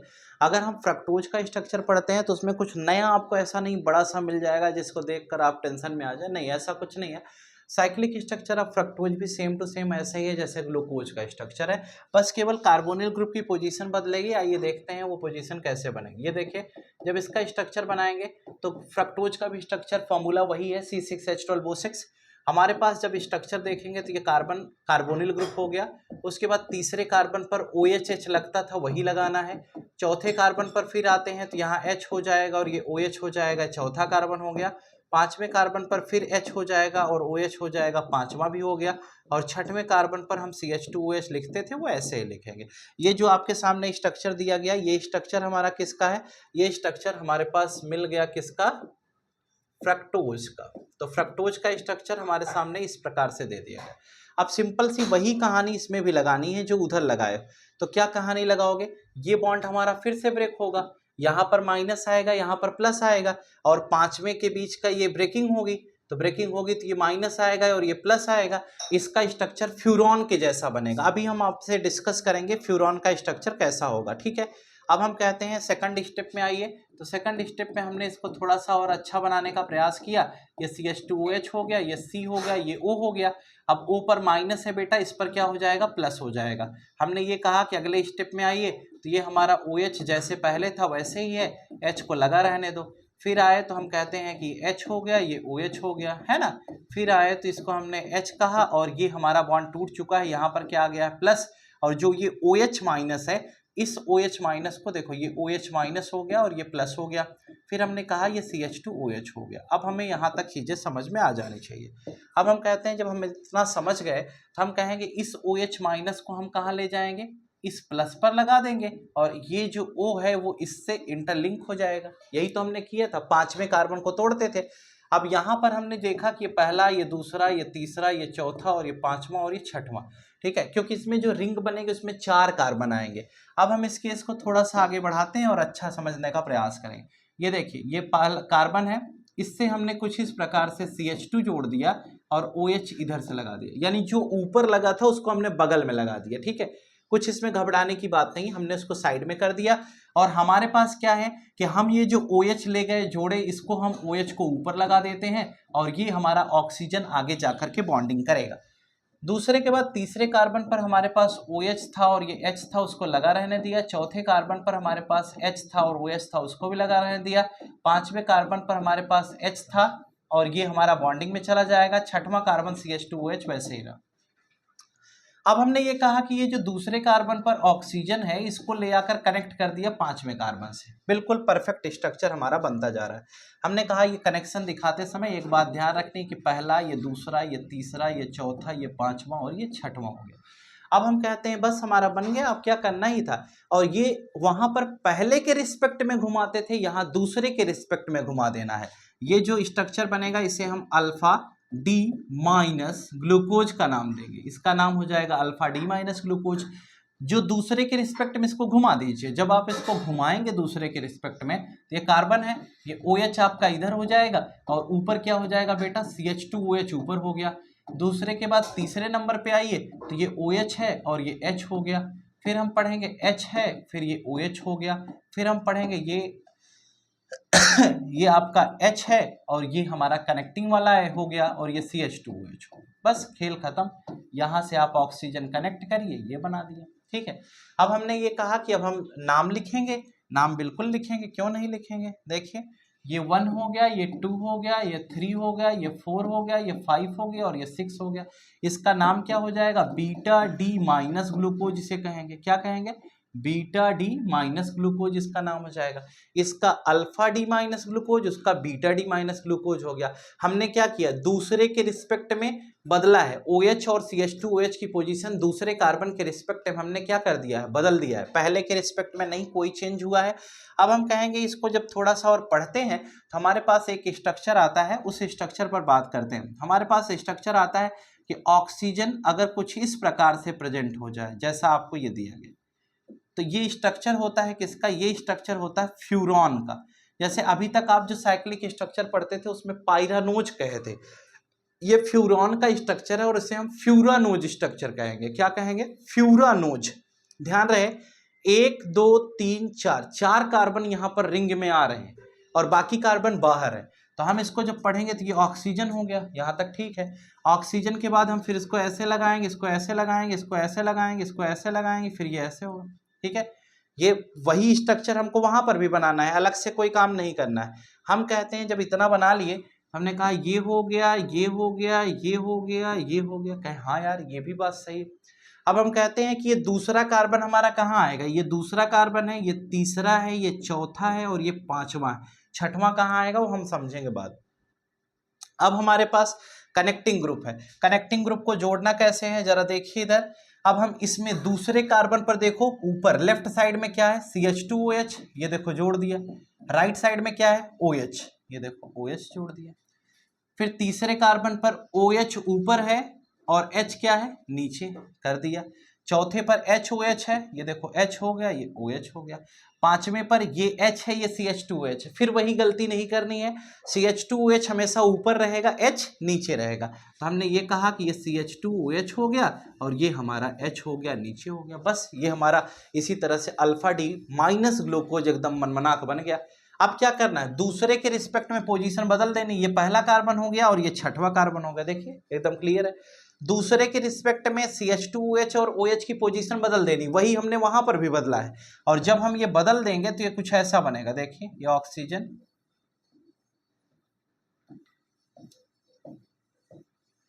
ये बनाया।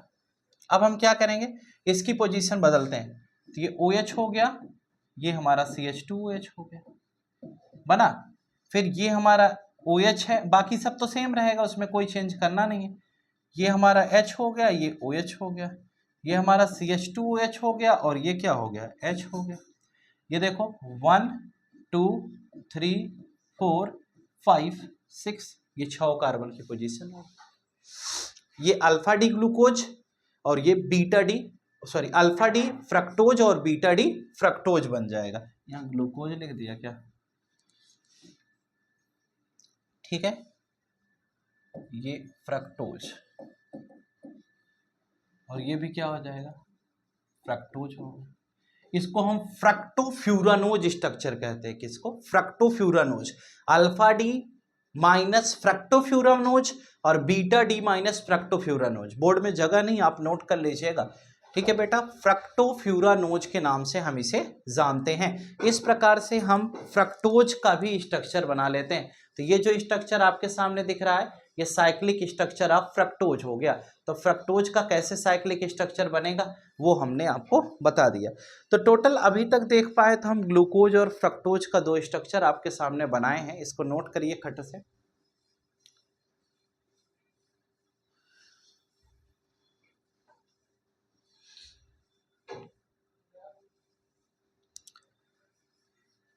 अच्छा, अब समझने की बात यह है कि यहीं से आपका मोनोसैकेराइड टॉपिक खत्म हो गया।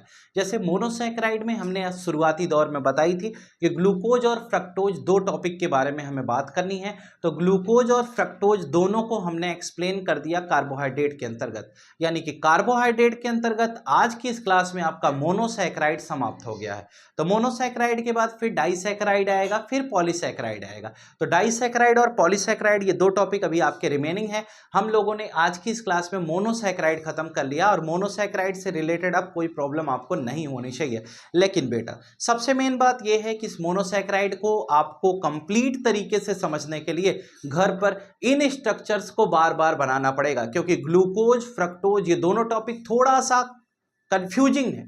कभी कभी इस क्वेश्चंस में आपको परेशानी हो जाती है, तो इसका स्ट्रक्चर जरूर बनाएं। और जो कुछ भी है वह केवल कार्बोहाइड्रेट में है, ग्लूकोज फ्रक्टोज, उसके बाद sucrose maltose lactose amylose amylopectin cellulose और ग्लाइकोजन, इतने टॉपिक टोटल आपको पढ़ने हैं। तो इतने टॉपिक जो कार्बोहाइड्रेट के अंदर आपको पढ़ने हैं यही थोड़े से कंफ्यूजिंग हैं और स्ट्रक्चर्स पर बेस्ड हैं, ठीक है। तो अगर इतना आप एक बार बना लेंगे तो इसका अब एप्लीकेशन है, यानी कि सुक्रोज माल्टोज और लैक्टोज का फॉर्मूला बनाते समय हम इन्हीं स्ट्रक्चर्स को दोबारा आपके सामने पेश करेंगे। तो हम उम्मीद करते हैं कि आप सुक्रोज माल्टोज और लैक्टोज का स्ट्रक्चर पढ़ने के सक्षम तभी हो पाएंगे जब आप इन स्ट्रक्चर्स को घर पर बार बार प्रैक्टिस में लाएंगे। तो कल, आज, कल, परसों जो भी आपका टाइम मिलता है उस समय के अंतर्गत आप इस स्ट्रक्चर को दोबारा बनाइए। और इसके बाद कल की क्लास में हम लोग डाइसैकेराइड और पॉलीसैकेराइड भी डिस्कस कर लेंगे।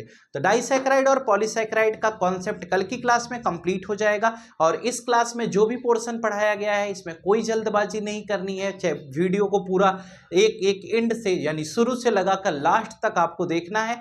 बुक के साथ एनसीईआरटी बुक में जहां चीजें हैं उसको आपको टिक करते जाना है, जो इंपॉर्टेंट फैक्टर्स बताएं उसको नोट कर लीजिए, याद कर लीजिए। चैप्टर बहुत जानदार है, 7 से 8 नंबर देकर जाएगा, इसमें कोई संशय नहीं है, क्योंकि बोर्ड में जो क्वेश्चन आते हैं वही क्वेश्चन आएंगे, उसमें कोई संशय का विषय नहीं है। लेकिन गलतियां होने की संभावना होती है। चैप्टर बहुत बड़ा नहीं है, बहुत अच्छा चैप्टर है, आप पढ़ते रहें, मिलते रहेंगे हम लोग फिर नेक्स्ट क्लास में कल की।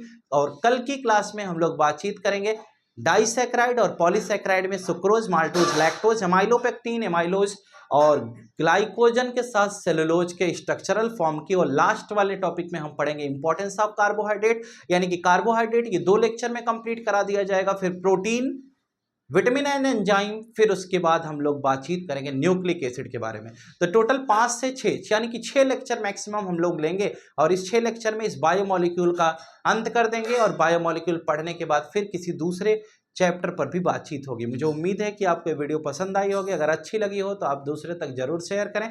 आज के लिए फिलहाल इतना ही, पढ़ते रहें, पढ़ाई पर फोकस बनाए रखें, क्योंकि एग्जाम बहुत करीब है और आप अगर जरा भी लापरवाही करेंगे तो एग्जाम से हाथ धुल बैठेंगे, क्योंकि आप 12th में हैं। इस बात का ध्यान रखें, हम कई बार आपको ऑनलाइन क्लास के दौरान बता चुके हैं कि टफ तो है ही और टेंशन लेना पड़ेगा, बिना टेंशन लिए गाड़ी नहीं चलेगी। इसलिए क्लास के खत्म होते होते फिर हम आपको ये टेंशन देकर जाना चाहते हैं कि आप पढ़ें, बिना पढ़े आपकी गाड़ी नहीं चले। क्योंकि आप देखिए स्ट्रक्चर्स आपके सामने हैं और इन स्ट्रक्चर्स ने आपको किस प्रकार से झकझोर कर रख दिया होगा ये आपको ही पता होगा। तो उम्मीद करते हैं आप पढ़ कर आएंगे और नेक्स्ट क्लास में फिर मिलेंगे डाइसैकेराइड के साथ। तब तक के लिए good night to all of you. Today class is over, thank you.